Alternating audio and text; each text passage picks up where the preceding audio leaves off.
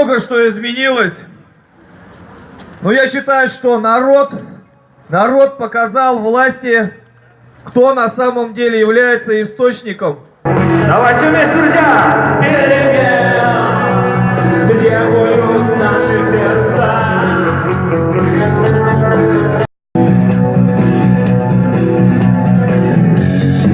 Я думаю, слова этой песни знают все.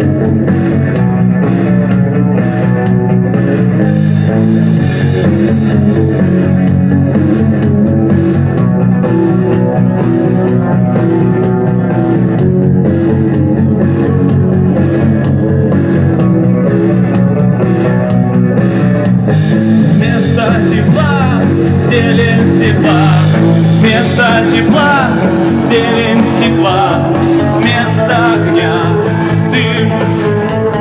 Из сети календаря выхвачен день. Красное солнце сгорает дотла, день нагадает снег. На пылающий город падает тень. Ну что, можно все вместе спеть? Требуют наши сердца. Перемен требуют наши глаза. В нашем смехе, в наших слезах и в пульсации вен. Перемен мы ждем перемен.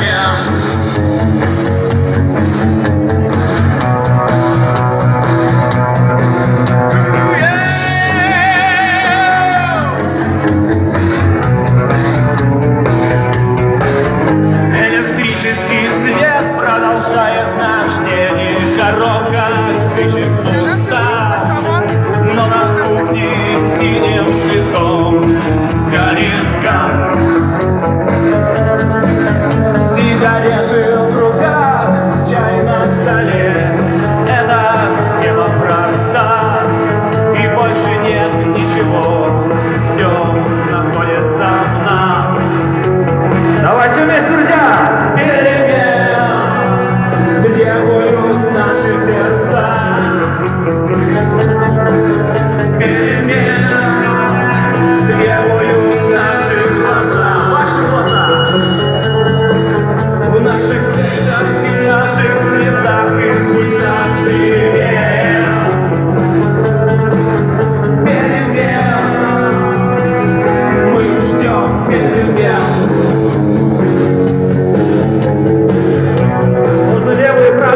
Соединять, да, в ритм. Эй, раз, два, согреваемся, согреваемся. Раз, два, три, эй! Мы не можем похвастаться мудростью флаксы, умелыми жестами рук. Нам не нужно все это, чтобы друг друга понять. Сигареты в руках, чай на столе, так замыкается круг. И вдруг нам становится страшно что-то менять. Перемен требуют наши сердца. Перемен требуют наши глаза. В нашем смехе, в наших слезах и пульсации вен. Перемен мы ждем перемен. Еще раз. Перемен требуют наши сердца. Перемен требуют наши глаза. В нашем смехе, в наших слезах и пульсации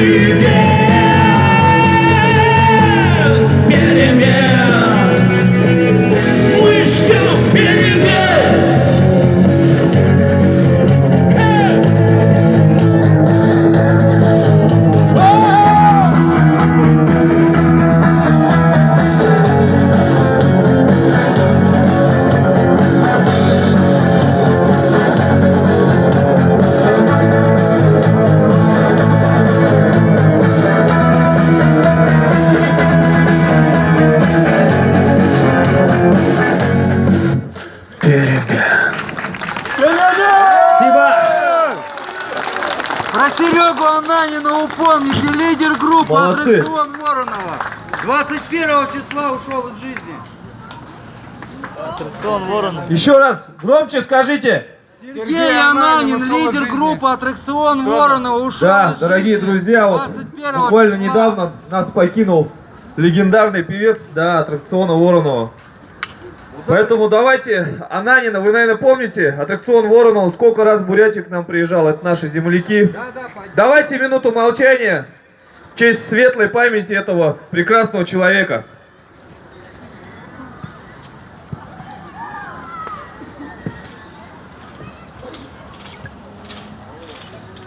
Спасибо. Уважаемые друзья, с прошлого митинга много что изменилось. Но я считаю, что народ показал власти, кто на самом деле является источником и кто является настоящей властью. Мы заставили нас слушать. И это непременно так. Не успел отгреметь наш митинг, был задержан Петр Дондуков. Да, он здесь с нами. Организатор, уведомитель того. Да, организатор того митинга, санкционированного, который 15 числа был. Был задержан Алексей Карнаухов, который здесь выступал. Был задержан Баир Цыбиков, это активист движения за священный Байкал. Вы помните, он на прошлом митинге здесь выступал. Дмитрию Баирову добавили еще 10 суток сверху. Состоялись суды над Тамиром Батажаповым, это комсомолец наш. У меня прошел суд, 15 тысяч штрафов паяли. Несмотря на это, наша борьба продолжается. Мы выдвинули требования на том митинге, и мы обязаны добиваться их исполнения. Есть и хорошие моменты. Мы выиграли, первое судебное дело, которое мы выиграли, это по делу автобуса. Вы помните, в ночь на 12 число, когда была атака, захват автобуса, где наши мирные жители сидели просто, разбили, вынесли стекла в этом автобусе, пустили газ, и этих ребят всех хотели привлечь к административной ответственности по статье 19.3, многие из них здесь находятся, да, среди нас, и дело это выиграли. Соответственно, вот Селмек Балданова, вы помните, девушка, которая вела прямую трансляцию, да, этот стрим, который посмотрели жители всей России, даже за пределами, многие в мире посмотрели этот ролик, где Селмек Балданову за ноги вытаскивали из этого автобуса, она билась головой о ступеньки, в итоге упала об асфальт головой, да, и это жесточайшее задержание, там всех, кого вытащили из этого автобуса, поставили на колени и заставляли так стоять. Это дело мы выиграли ввиду отсутствия события самого. То есть сотрудники утверждали, что они... Сначала сотрудник ГИБДД подошел, предупредил, покиньте место. Потом МВД. Потом Росгвардии сотрудник подошел. Этого не было на самом деле. Все ребята, которые находились в автобусе, просто его начали штурмовать и нахально оттуда всех вытаскивать. Это дело мы победили, и это вместе с нами, вместе с вами совместная наша общая первая победа. Ура! Соответственно, по всем, кто в автобусе был, это то же самое будет применяться. Дорогие друзья, я хотел бы предоставить слово одному из наших политзаключенных, Петру Дондукову.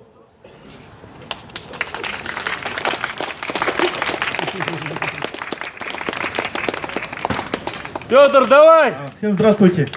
Ну, я вообще не готовился, как бы речи говорить не умею, но просто хочу сказать, да, спасибо всем вам за то, что вы меня поддерживали. Это чувствовалось даже из камеры, передачи шли, постоянно мне передавали. Даже полицейские говорили, что там за тебя там стоят, за тебя весь народ, в общем, говорит. Хочу сказать огромное вам спасибо. Мы должны быть как один, да, один за всех и все за одного. Еще раз! Один за всех И все за одного! Еще раз! Один за всех И все за одного! хочу еще сказать, у нас остался Дмитрий Хараев, да? И нам просто нужно все вместе сплотиться вокруг Димы, чтобы власть наконец-то, начала действовать правильно, да? Чтобы его выпустили. Вот, поэтому свободу Дмитрию Хараеву! Свободу Дмитрию Хараеву! Свободу Дмитрию Хараеву! Спасибо. Дмитрию Хараеву! Спасибо большое. На эту сцену приглашается Малышенко Виктор Анатольевич, депутат Народного Хурала, секретарь Рискома КПРФ. Виктор Анатольевич, если можно, вкратце правовую оценку всем событиям. Да, это председатель комитета по госустройству, законности и местному самоуправлению. Уважаемые товарищи, добрый день. Сегодня я нахожусь с вами как коммунист, как депутат Народного Хурала. И хотелось бы, конечно, поддержать всех наших участников сегодняшнего митинга. Мы действительно после тех событий, которые произошли, сделали запросы в Следственный комитет, прокуратуру Республики Бурятия по поводу просим дать правовую оценку вот тех задержаний, которые произошли с 9 по сегодняшнее время, с 9 сентября. И пока до сих пор мы, к сожалению, не видим этой правовой оценки. Власти готовы обсуждать поведение наших товарищей, но по поведению наших товарищей уже есть решение суда. Что обсуждать тут? Все понятно. Либо мы обжалуем эти решения суда, либо нет. Но сами факты задержания для нас остаются без объяснения, без правовой оценки. Поэтому, уважаемые товарищи, вот сейчас мы все должны проявить солидарность к нашим товарищам. Мы должны показать, что мы едины, и мы можем бороться за свои права. Всем участникам спасибо за внимание. Мы победим! Давайте под бурные аплодисменты сейчас встретим одного из наших товарищей, депутат Народного Хурала Цыренов Баир Циденыч, участник тех событий 10 сентября, когда было это беспредельное задержание. Здравствуйте, товарищи.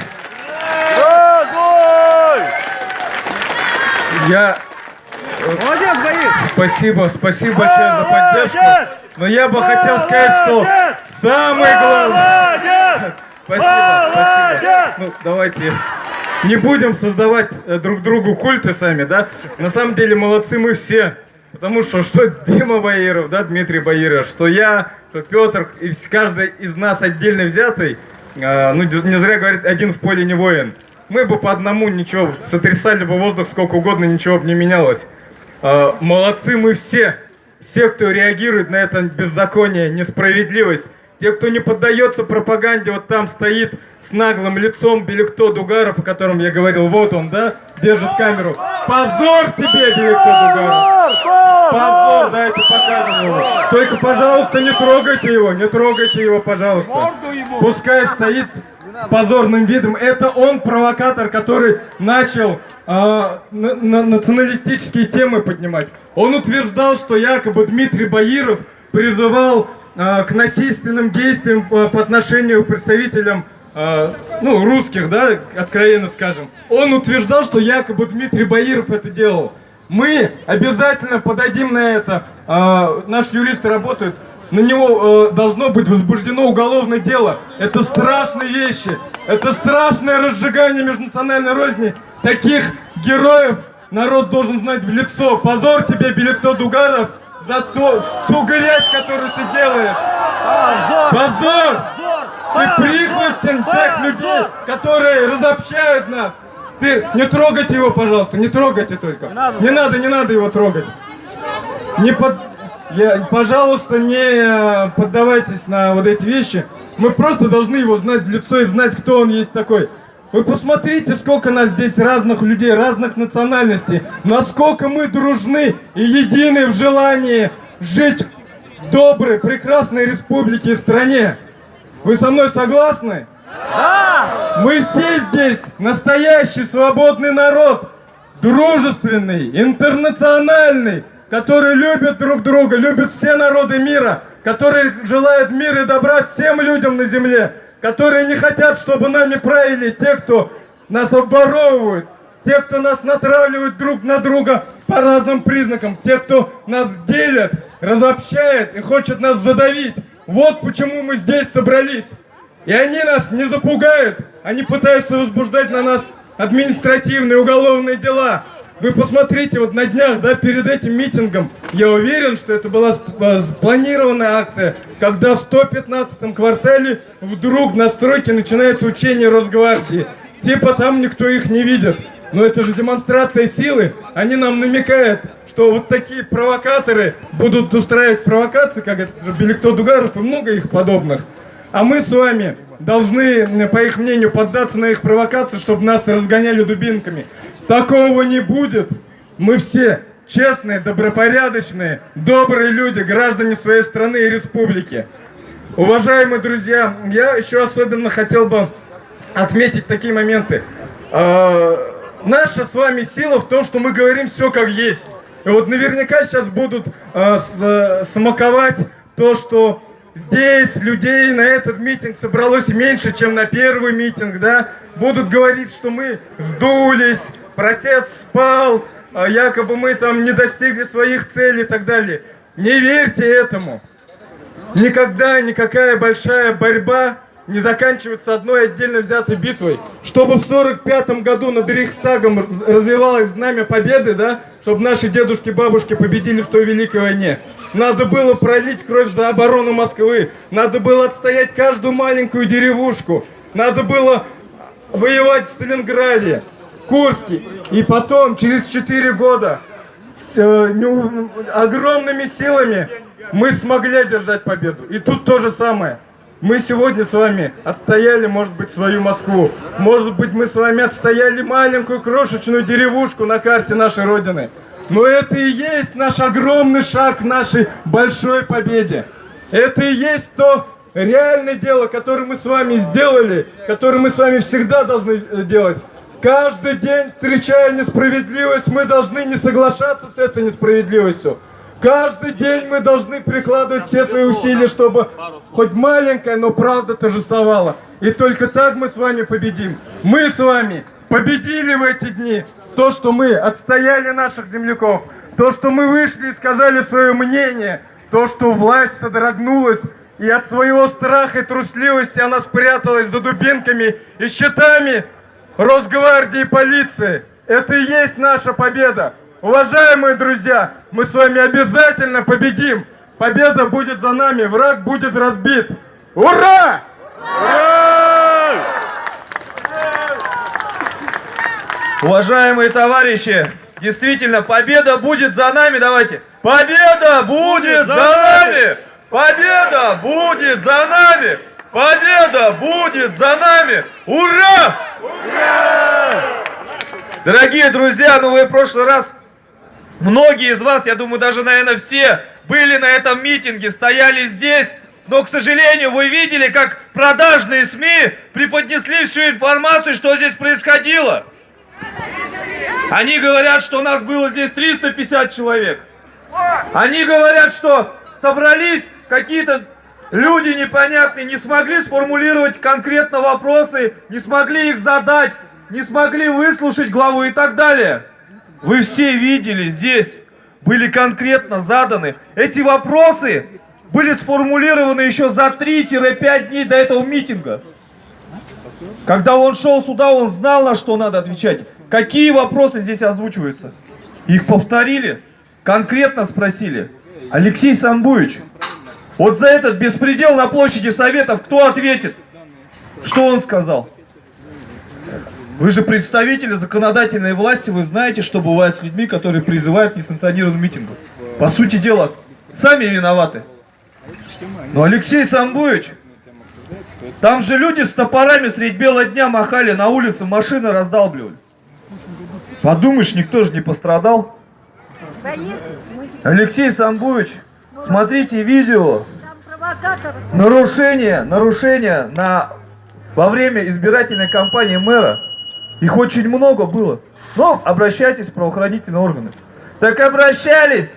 Все на тормозах спускается, поэтому люди здесь и собрались. И вот эту правду мы должны доносить до всех своих близких, родных, знакомых. Вы все здесь стояли, вы видели, что главе задали конкретные вопросы. Это же так? Он не смог на них ответить и ушел отсюда. Вот как была ситуация, и вот как на самом деле все выглядит. Сам отдал микрофон и ушел. Вот правильно. У него никто не отбирал микрофон, он его отдал и ушел. Поэтому, уважаемые товарищи, мы должны продолжать. Мы задали те конкретные вопросы. И мы будем добиваться, чтобы на эти конкретные вопросы нам дали конкретные ответы. Давайте слово предоставим самому первому, да, скажем, задержанному. Это водитель «Газели» Игорь Коношанов.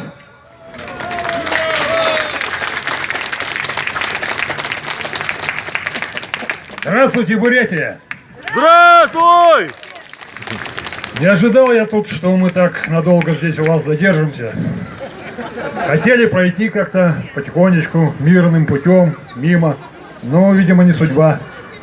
Я оказался в роли маленького клубочка такого, снежного комка, который пустили со склона горы, и который набрал большую массу и превратился в лавину.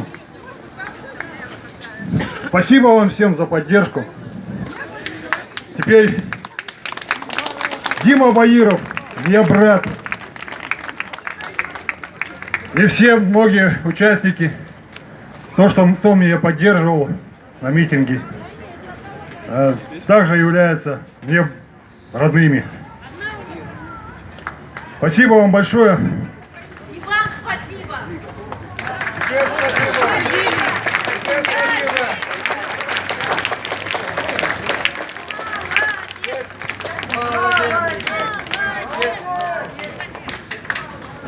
Дорогие друзья, многие из вас были на площади Советов, да, и среди нас очень много было творческих людей. Вы помните, да, сколько песен мы, стихов рассказывали, пели, читали. И вот одна из них, это вот уже наша, скажем, боевая подруга, да. Во время вот этих событий мы многие друг другу стали близкими друзьями, да, чуть ли не братьями и сестрами. Каждый день мы встречаемся на площади Советов, обнимаемся. Светлана Остапчук с песней «Кукушка». Ура! Здравствуйте, песен еще не написаны сколько. Скажи, кукушка, пробой. В городе мне жители на выселках камнем лежать или гореть звездой. Звездой. Солнце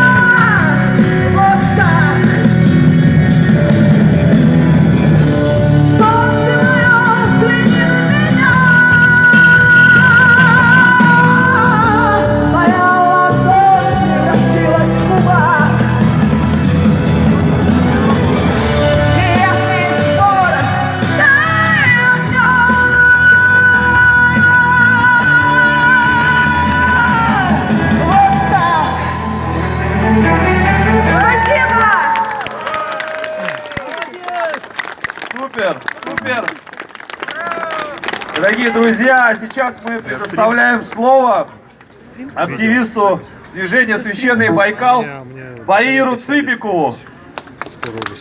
Баир Цыбиков здесь? Да, после митинга буквально на следующий день его задержали.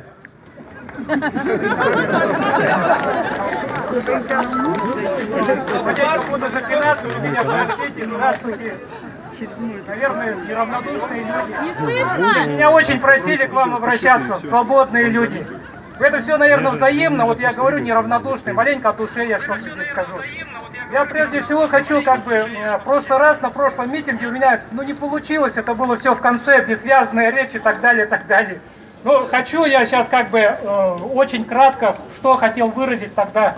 Я хотел сказать о Байкале, я хотел сказать о коррупции, я хотел сказать о Вячеславе Михайловиче Мархаеве, который заявил об этой коррупции в Сенате, да. Вот эти вещи я хотел связать. Ну, теперь я, что? Более подробно, да, я 10 суток, вообще первый раз в жизни испытал, не шок, конечно, я познал другую жизнь маленько, что-то осознал, что-то, не то что осознал, я пришел к каким-то выводам. Что хочу сейчас, о Байкале, наверное, самое главное, я просто, пока, как говорится, хочу сказать, я скажу, наверное. Я думаю, что мы сейчас собрались, да, по одному поводу, о чем мы говорим. Вы молодцы, я просто тоже к ребятам присоединяюсь, я просто хочу заявить, не то, чтобы высказать вам, поблагодарить вас всех, то, что вы здесь, в центре находитесь. Я очень хочу, чтобы кто рядом там стоит, за забором, тоже не боялись. Бояться здесь не надо никак. Испуг на страхе, как говорится. Вот эти люди, которые эти чиновники, чиновники, как сказать, чиновники-то разные есть, да? А и вот эти чиновники, которые коррупционеры, они этого хотят, чтобы мы боялись, просто боялись. Не надо бояться. Вот эта просьба такая. Что здесь самое главное? Я хочу продолжение, чтобы мы не только, сейчас тоже много нас, тоже много, но в следующие разы я вас призываю к чему? Это все связано с Байкалом. Я сам лично сейчас пострадал за что? По части